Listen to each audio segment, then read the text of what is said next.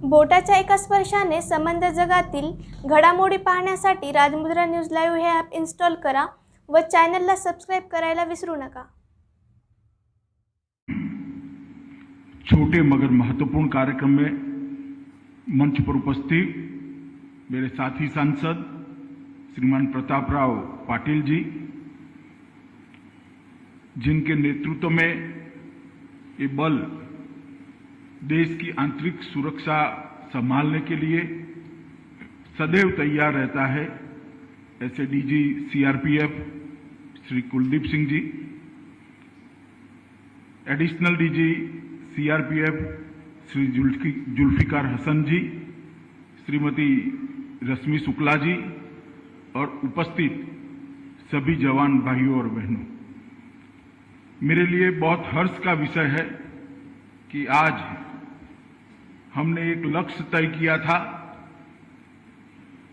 कि हमारे सभी बल इकट्ठा होकर सारे के सारे सीएपीएफ मिलकर 1 करोड़ से ज्यादा वृक्ष लगाएंगे और उसको अपने सर से ऊपर तक ले जाने की वैज्ञानिक व्यवस्था भी करेंगे।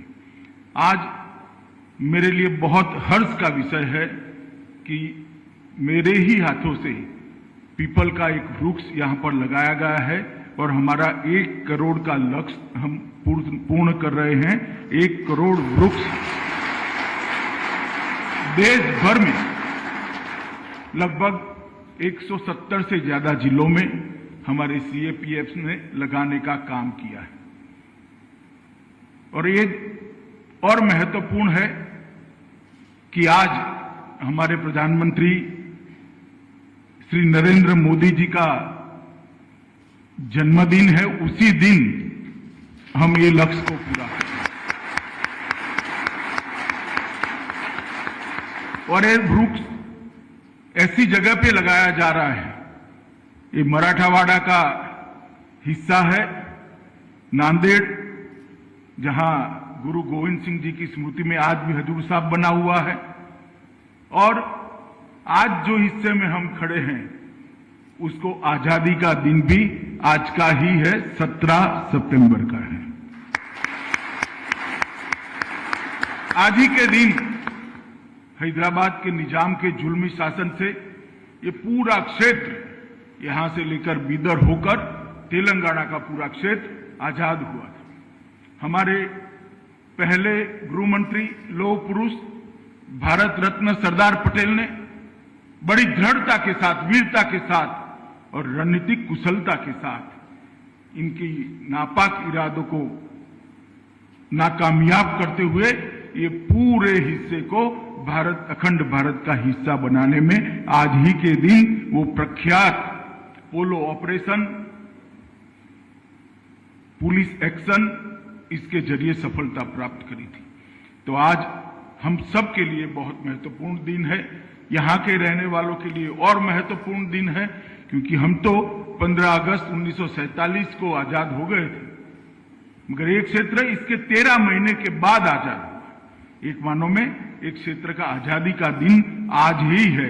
तो मैं सभी मराठावाड़ा के, बीदर क्षेत्र के और तेलंगाना के लोगों को बहुत बहुत शुभकामनाएं देना चाहता हूं।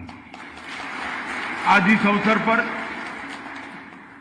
इस क्षेत्र की आजादी के लिए स्वामी रामानंद तीर्थ, गोविंद भाई श्रॉफ, दिगंबर राव बिंदु, देवू सिंह चौहान, ऐसे कई दिग्गजों ने अपने जान न्यौछावर की और एक लड़ाई लड़ी।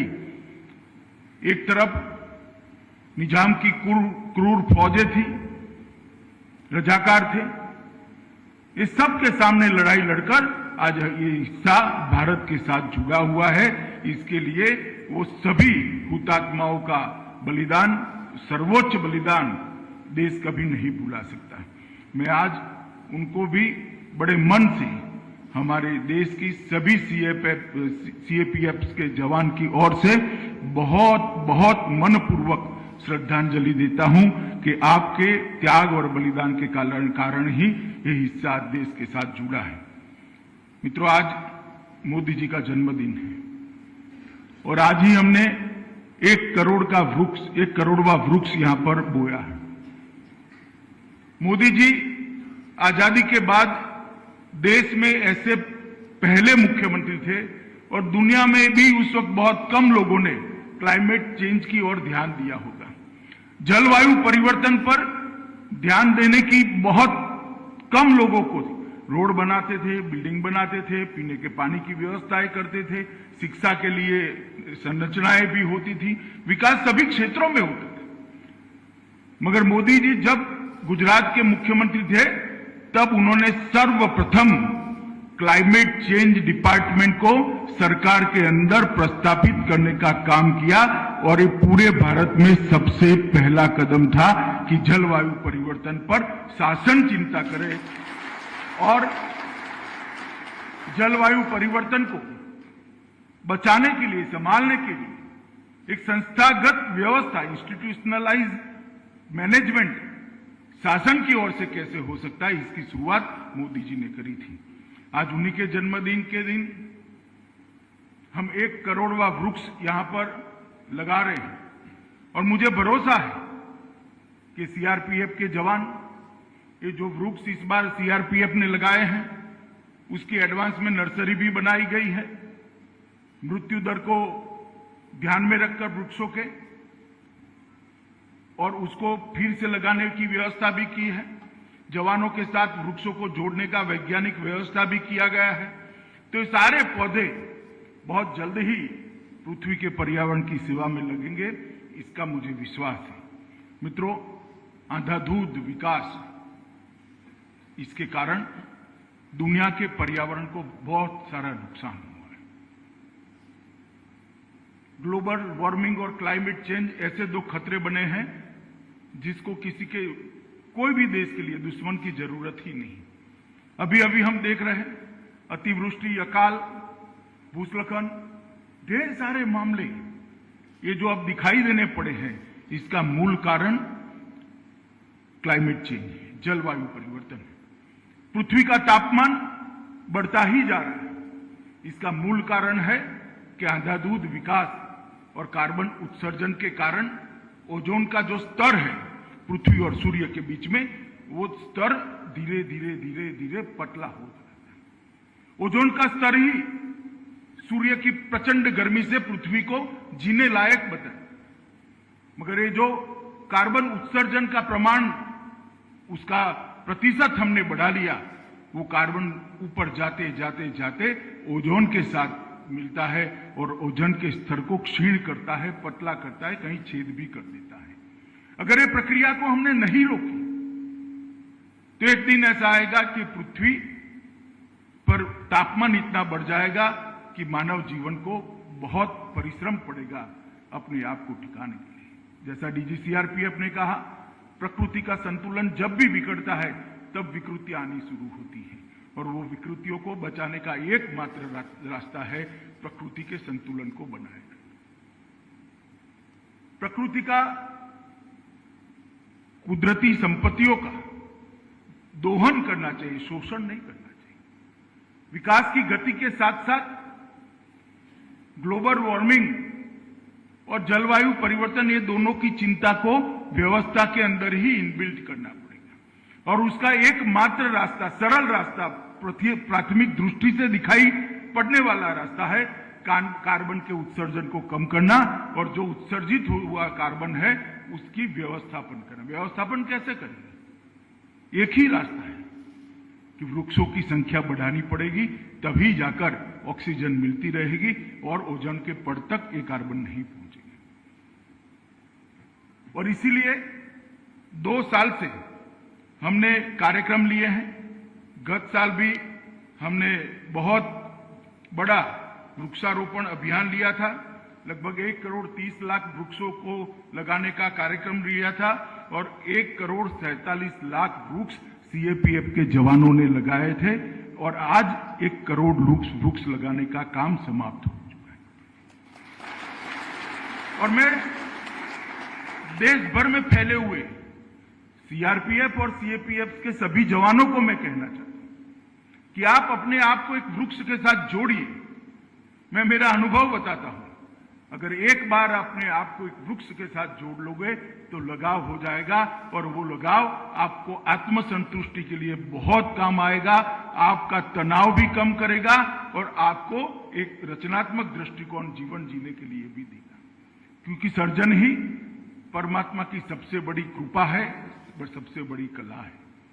अगर एक वृक्ष को बड़ा होते हुए हम देखते हैं और उसको हर रोज पानी पिलाने की व्यवस्था हमने करी है, ट्री गार्ड लगाने की व्यवस्था हमने की है, इसके प्रूनिंग की व्यवस्था कर उसको मजबूत बनाने की व्यवस्था हमने की है, तो जब ये बहुत बड़ा वृक्ष हो जाता है, छाया देने लगता है, हवा को शुद्ध करने लगता है, तब मन को जो संतोष मिलता है इसका कोई माप नहीं है, कोई नाप नहीं है।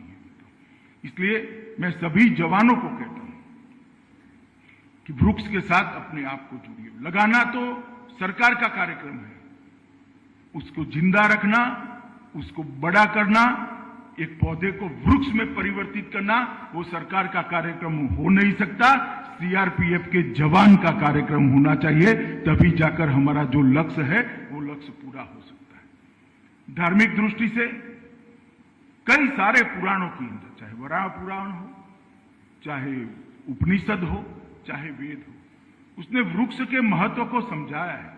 कई जगह पे लिखा गया है कि कई सारे कुएं बनाइए, कई तालाब बनाइए, इस सबसे ज्यादा फायदा एक पुत्र देता है, परंतु 10 पुत्रों से ज्यादा आपको संतोष और फायदा एक वृक्ष देता है। ये हमारे पुराणों की कही हुई युक्ति है। अभी पीपल का पौधा मेरे हाथों से यहां लगवाया गया।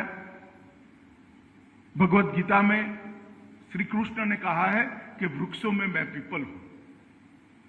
वो इसलिए कहा कि सारे वृक्षों में श्रेष्ठ वृक्ष पीपल ही है, जो सबसे ज्यादा ऑक्सीजन वापस देता है और कार्बन डाइऑक्साइड को कंज्यूम करता है। कार्बन डाइऑक्साइड को कम करना, कार्बन मोनोऑक्साइड को कम करना और ऑक्सीजन को पृथ्वी को वापस देना, ये सबसे बड़ा अगर कोई काम करता है तो पीपल का वृक्ष करता है। वृक्ष में पीपल, नीम, इमली, वटवृक्ष, ये सारे ऐसे वृक्ष हैं जिनका आयुष्य भी लंबा है और ऑक्सीजन देने की भी क्षमता बहुत बड़ी है। और मैं जब ये कार्यक्रम शुरू करवाया तब बहुत आग्रह से मैंने किया था कि जिसका आयुष्य बहुत लंबा है ऐसे वृक्षों को ही लगाया जाए। उनको बड़ा करने में तो दिक्कत आ सकती है, परंतु बाद में उसका फायदा पृथ्वी को, देश को बहुत बड़ा हो सकता है। और मुझे आनंद है कि इसको ढंग से मेरे सुझाव को स्वीकार भी किया गया है और लगाए गए वृक्षों में से 60% से ज्यादा वृक्ष ऐसे हैं जिनका आयुष्य 100 साल से बड़ा है। मित्रों, आज मैं सीआरपीएफ के ट्रेनिंग सेंटर के अंदर हूं। यहां आपको नागरिक से रक्षक बनाने का काम होता है।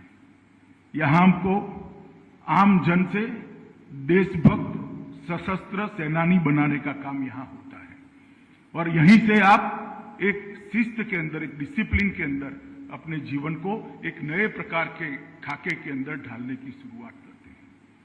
आज मैं यहां आया हूं तब मैं इतना निश्चित कहना चाहता हूं कि सीआरपीएफ के 2000 से ज्यादा जवानों ने जो बलिदान दिया है, इसी के कारण आज हमारा देश सुरक्षित है और इसकी आंतरिक सुरक्षा सब।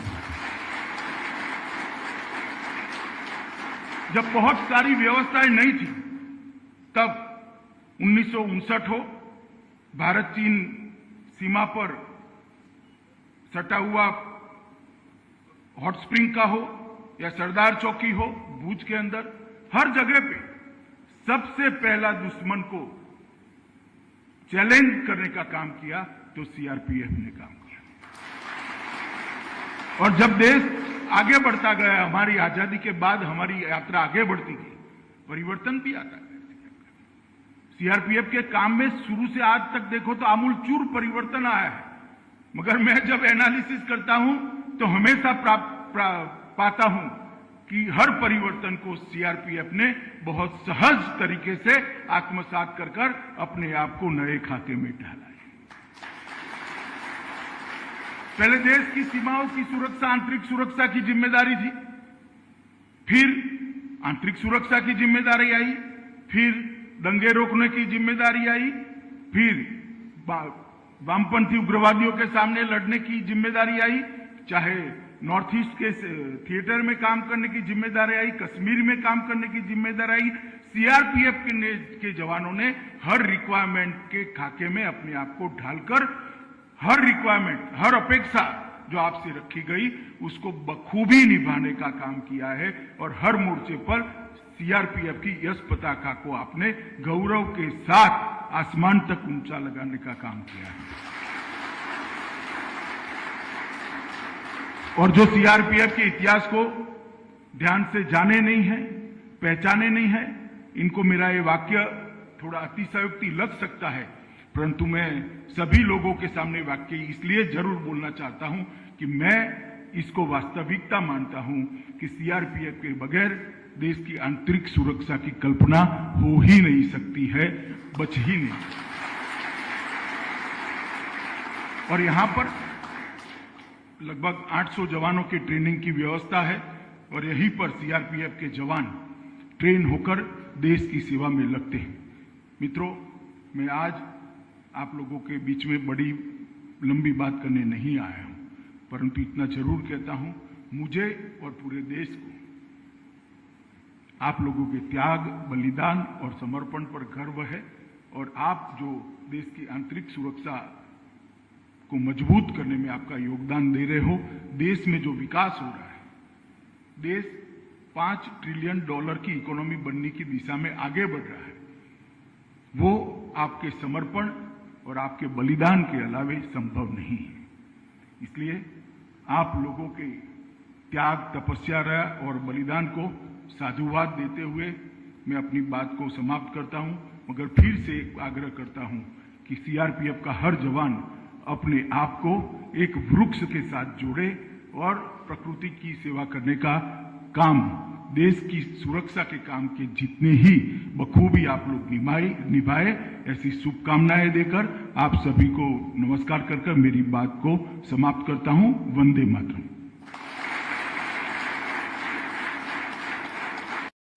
ताज्या घडामोडी पाहण्यासाठी राजमुद्रा न्यूज लाईव्हला सबस्क्राईब करा, बेल आयकॉन